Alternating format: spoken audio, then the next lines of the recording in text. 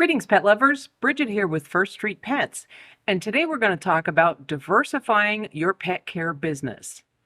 This is the first part in a series on diversifying your pet care business, whether it be pet sitting, doggy daycare, dog boarding, or dog walking. Do you find that your business is growing too slowly? Are you having difficulty picking up enough new clients to make your business viable or to grow it to the next level? As discussed in Recession Proofing Your Business, diversifying can be a key to that growth. I have been a pet care professional for going on 30 years, since 1994. Yes, I'm that old. So back then, the dot-com boom was a thing that was happening in Silicon Valley. Elf would like to join us.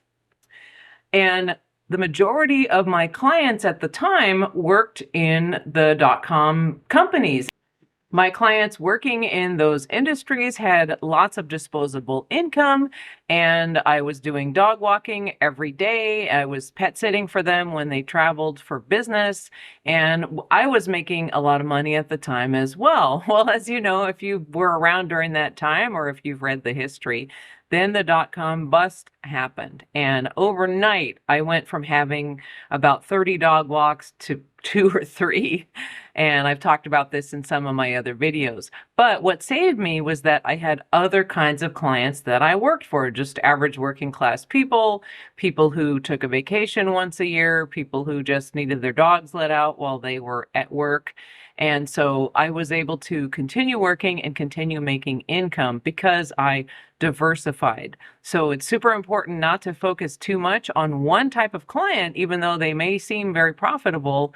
You want to diversify that client base so that you can continue to keep your business viable even when things change in the economy.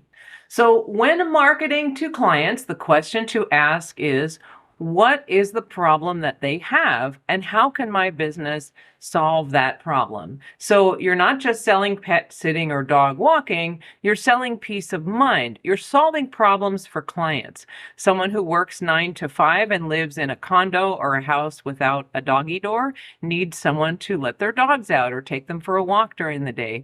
Someone who takes their family on a vacation once or twice a year needs someone to look after their house and pets. Everybody has some kind of a problem that they need to solve, and you need to figure out how your company can be the solution to that problem. If you live in a tourist area, which I do, you don't want to miss out on this potentially lucrative client base. So why tourists? Number 1, you can solve their problem. Many people like to travel with dogs and occasionally cats, and when they go to the location where they are traveling, sometimes it's too hot and they can't take the dog in the car with them. Sometimes the place where they are going, let's say a winery tour or something like that, does not allow dogs, or it isn't safe to bring a dog. For example, they're skiing or something where obviously it's not appropriate to bring your pets. What are they going to do with those pets during the time they're doing those activities? Now, in some places, you can leave the dog in your lodging, but in many of them, that is not allowed. You either can't leave pets unattended at all, or you can, but someone has to check on them so they don't bark or soil the floor or otherwise cause a nuisance. You would be amazed at how many calls I've gotten from travelers showing up to their B&B or other lodging with their dog only to find out dogs aren't allowed at all. So they've had to have my service provide care for those dogs during the time that they were here visiting because they couldn't even bring them into the lodging. One would think people would sort this out ahead of time, but sometimes they don't, or they may think it's pet friendly and it actually isn't. So for these tourists who suddenly need a dog sitter, like on the hour or the day, your service can be a real lifesaver. And this is where SEO comes in, as I've discussed in my other videos. If your website is easy to find and someone is visiting, they've never heard of you, they don't live here. They're going to look up dog sitter near me, dog walker near me, or something like that. If yours comes up in the listings, then you're going to get the call. Now, some pet sitters don't like this kind of business, and that's fine. That's the cool thing about running your own business. You get to do it the way you want. Some sitters don't like one-offs. They don't like going through all the trouble of setting up accounts for someone just for one day or one weekend. But in my opinion, it's worth it, and it helps people when they are in need. Number two, tourists are enjoying leisure time. They're generally on vacation, occasionally traveling for business, but usually on vacation, which means I know how I recently went on a vacation and I was, as I like to call it, spending money like I have it. I paid for hotels, I bought food, I bought some expensive goodies for myself, like a new bridle for my horse. When you're on vacation, you're kind of cutting loose and spending money and not worrying too much about it. So, to put it plainly, tourists aren't going to be penny pinchers like locals who will tend to say that maybe they could get the service cheaper somewhere else, or they're trying to knock you down on price. I have yet to have a tourist even question the prices. They usually just are happy to have someone who can help them, especially on the last minute, and they will pay the full price and give a tip. Your service can help these folks have a great experience in your town. They can go enjoy whatever they want to do without having to worry about their pet.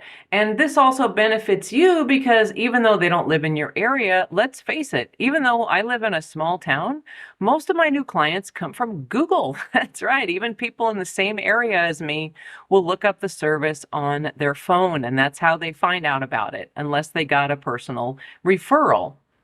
So these clients, even if it's only for one time, may leave you a good review, which will help you get more business on the internet. And also the business owners, like at campgrounds and hotels, once they get to know about your service, they will refer other clients to you because it helps them. They don't have to deal with people having dogs that they want to leave in the room. So it's a win-win for everybody from my point of view.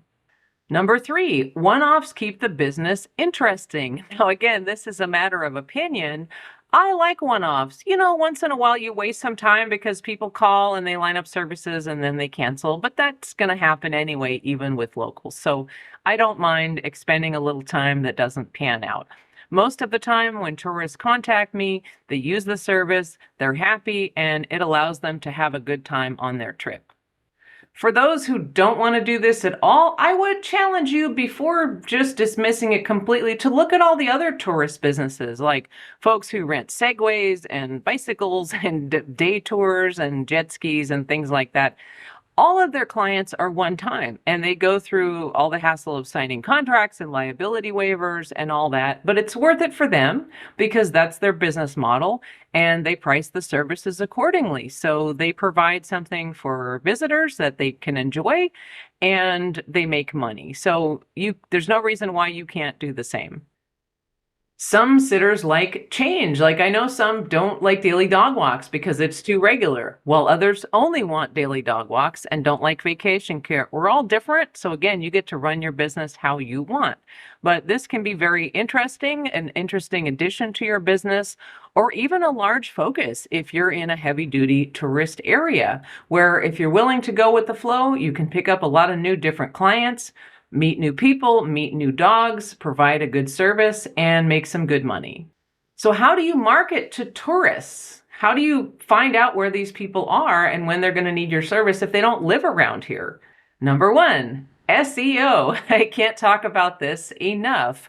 There are many, many videos on YouTube, which I would encourage you to study on SEO, articles, books, you name it, or you can work with one of the many consultants who can help you get your website dialed in.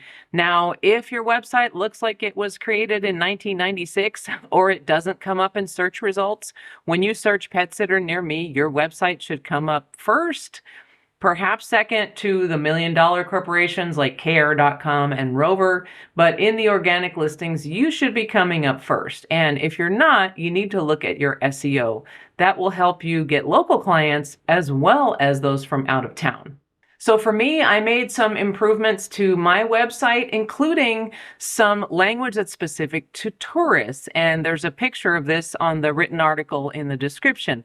Now, I've included language like Are you visiting over the weekend and your dog needs a place to stay? Or are you in town for an event?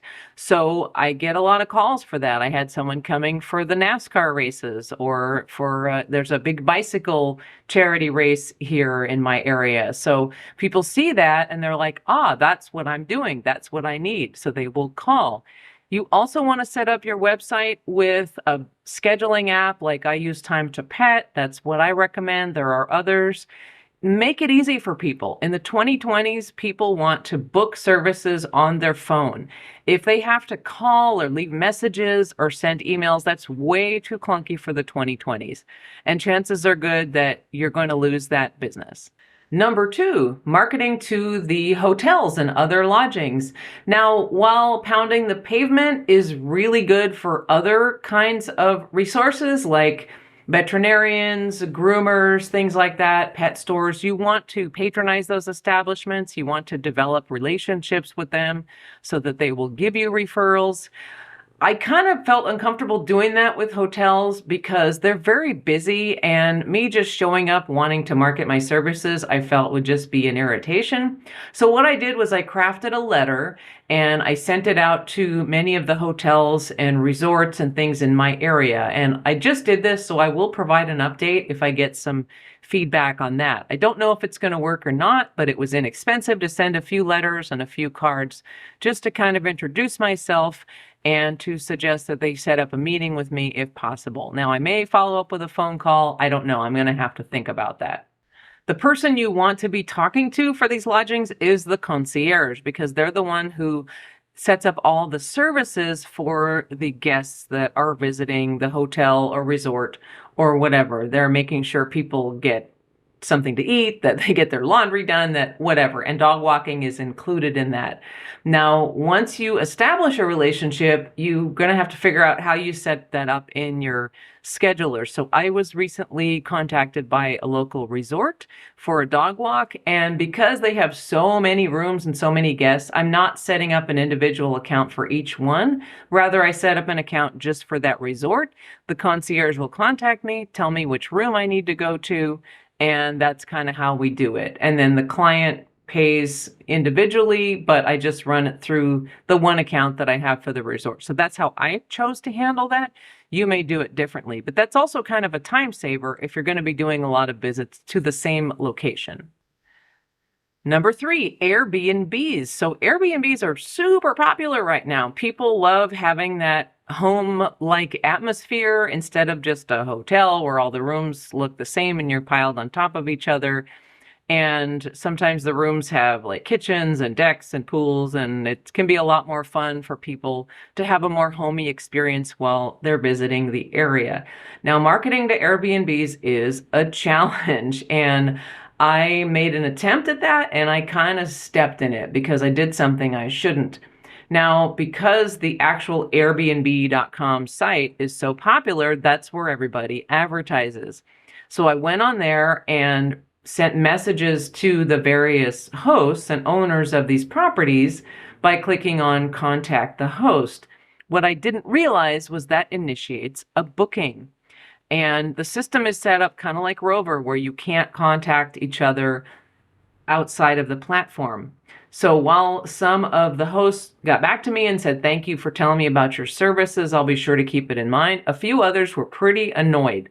And they said, "Because you sent me this message and it wasn't a real request, I had to decline it, and that can cause me to lose business." So definitely don't do that. I'm not really sure how else to get in touch with Airbnb owners other than if a client reaches out to you individually from an Airbnb, you can ask them to maybe talk to the owners or try to get in touch with them personally. Haven't quite figured that one out yet, but that is definitely a source that you want to market to.